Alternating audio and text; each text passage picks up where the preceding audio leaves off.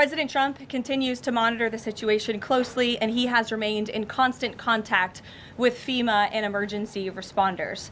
President Trump also quickly approved 12 federal emergency disaster declarations within 24 hours for the states of Arkansas, Georgia, Indiana, Kentucky, Louisiana, Maryland, Mississippi, North Carolina, South Carolina, Tennessee, Virginia, and West Virginia, enabling these states to access critical federal resources to supplement their response efforts if needed.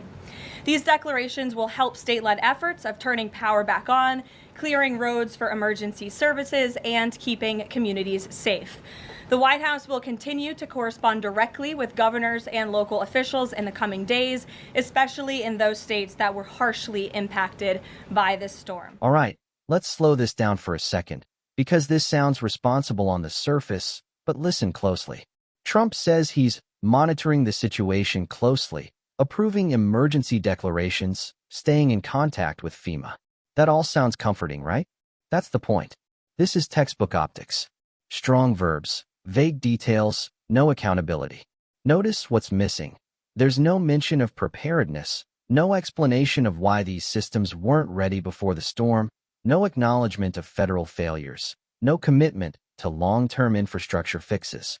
Just reaction after damage is already done, and a press release tone that signals, "I'm in charge," without actually telling you what's changing. And let's be honest, approving emergency declarations after a disaster hits is not leadership. It's the bare minimum of the job. Governors request them. Presidents sign them. This isn't bold action. It's standard procedure being sold as decisive leadership. What's more interesting is how quickly this pivots away from the storm and into political messaging later in the briefing. The crisis becomes a backdrop, not the focus. Real leadership would center the people still without power, heat, or safe roads, not just list states and move on. So when you hear Trump is monitoring closely, ask yourself, monitoring what exactly? Because watching a crisis unfold is not the same thing as preventing the next one. And that difference matters.